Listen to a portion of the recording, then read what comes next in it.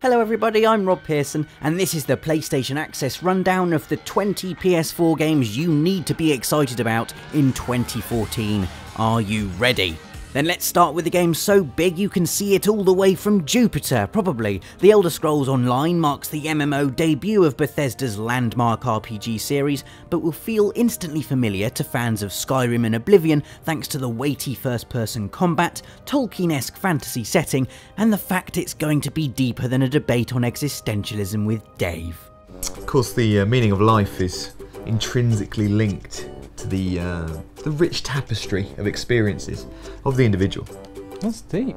Not as deep as the Elder Scrolls Online. Guess what's great? The fact you don't even need PlayStation Plus to enjoy our next online title, free-to-play multiplayer FPS, PlanetSide 2.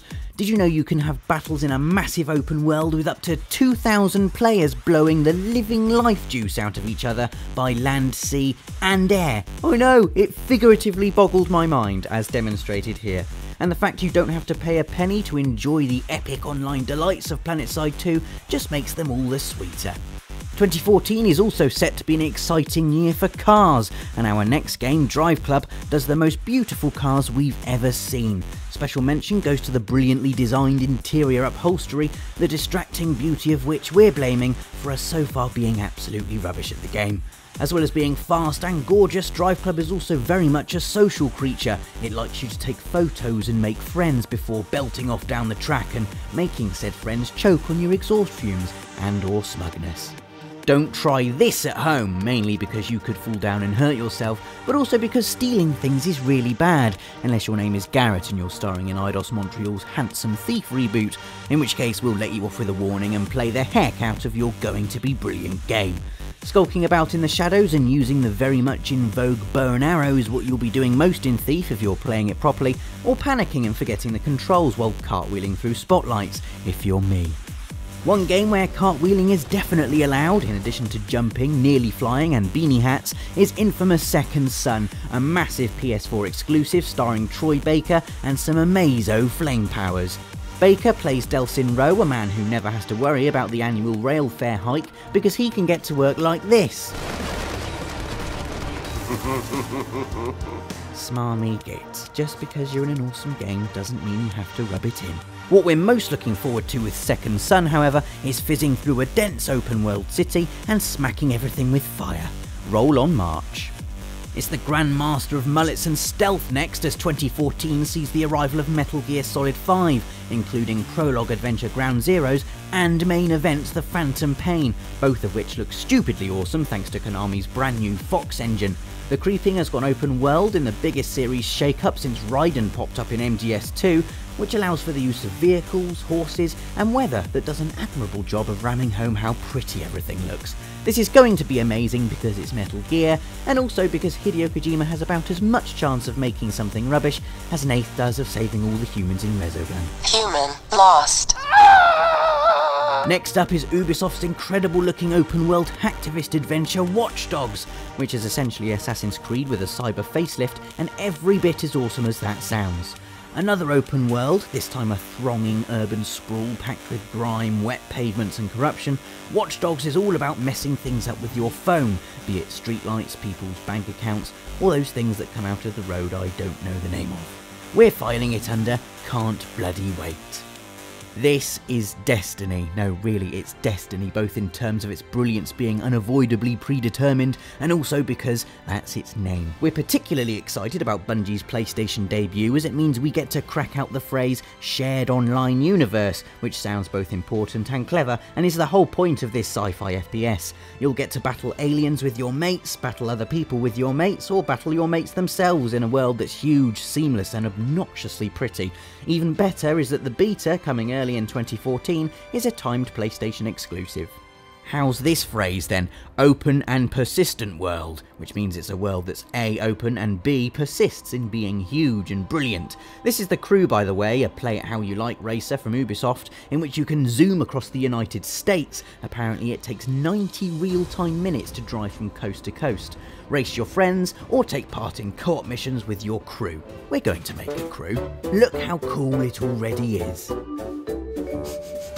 I smell fantasy RPG. Oh, it smells good, probably because it's Dragon Age Inquisition from BioWare, who make really good things like Mass Effect and the other Dragon Age games. This one looks like being the best yet, however, as it's got a massive open world, which I'm still not tired of saying, swords and sorcery combat, and of course, dragons. Complex characters and a branching storyline are a given, as is how I'm going to play it from when it comes out until forever. Let's spice things up a bit with a pinch of third-person shooter action in the shape of Tom Clancy's The Division, which takes place in a massively multiplayer online open world 5 days after a consumerism-induced pandemic, a pandemic which apparently makes everyone take their rubbish out en masse. As you can see, it hasn't taken long for New York to become a smoky, crumpled mess and for all the people to hole up indoors, giving you and your online chums the opportunity to run around shooting each other. The Division is big, beautiful and ideal for party chat. Stick it in your diary. How to make me interested in a game. Put it somewhere I've never been before, foggy Victorian London, nice. Then add a bunch of characters that look really cool, good, and top it off with big stupid guns and some horrible monsters to use them on. Excellent, The Order 1886, you've gone and done all of those things, and also you're a PS4 exclusive, which makes me even more excited, not to mention the fact it's developer ready at Dawn's first crack at a big home console title, after making the God of War PSP games and HD collections for PS3. I would wish them luck, but quite clearly they're doing fine without it. Hello zombies, and welcome to 2014. Dying Light is the game, a post-apocalyptic survival horror set in an open world, and with a unique and exciting twist. During the day, the zombies are slow and shuffly and a bit lazy, meaning you can go about the business of surviving without too much trouble, but when the sun goes down, they put their sprint legs on, and things get pretty hairy. Hopefully you spent the day wisely and set a bunch of traps, otherwise you'll probably die. Now this is cool, there's simply no better word to describe it. It's called Transistor, comes from indie studio Supergiant Games and follows the adventures of Red, who we're introduced to as her evening goes from walking around in the dark to clobbering robots with a talking sword. It's real-time RPG fare with a special turn system that lets you pause time and plan some killer combos, think the VAT system from Fallout 3, only the world of Transistor is less crumbling green wasteland and more Philip K. Dick, a bruised steampunk landscape of grubby orange light and creeping shadow. Did we mention there's a talking sword? Yes, and it's massive. Not quite violent enough for you? Hotline Miami 2 Wrong Number definitely will be. The sequel to this year's top-down indie smash, Hotline Miami 2 looks to be every bit as wonderfully debauched as the original, with the now iconic art style and frenzied violence making a triumphant return. I just can't wait to smack pixel folk into pulpy oblivion though, because I'm crazy. Another indie title next, this time from Braid creator Jonathan Blow. His new game, The Witness, is headed to PS4 in 2014 and sees you stranded on a strange island with only a series of puzzles and a few audio recordings for company. That's fine because I don't like people anyway, and in any case the world of The Witness more than makes up for the lack of human interaction by being picture book pretty and full of mystery. There's nothing mysterious about our next title, we can see how good it's going to be from a mile away. It's The Witcher 3 Wild Hunt, an epic open world RPG that promises to be bigger than Skyrim, fightier than Skyrim, and maybe better than Skyrim. It's certainly taking on that game I just said 3 times for PlayStation's RPG crown, and stars grizzled hunter of bad things Geralt as he travels from town to town handing out his own brand of razor-sharp justice. There's also magic and monsters and sex and swearing, meaning The Witcher 3 is every inch the huge, mature, story-driven epic we've all been waiting for. Deep Down is next on our list, a fantasy dungeon-crawling RPG that's... oh wait, set in New York in the year 2094, which can't be right because look at it, but it is! So there, little is known about this PS4 exclusive Capcom gem, other than it's got the sexiest looking dragonfire this side of Game of Thrones, and it has you exploring the past via the medium of memories that are locked inside magical artifacts. I don't know either, but my god, just look at it.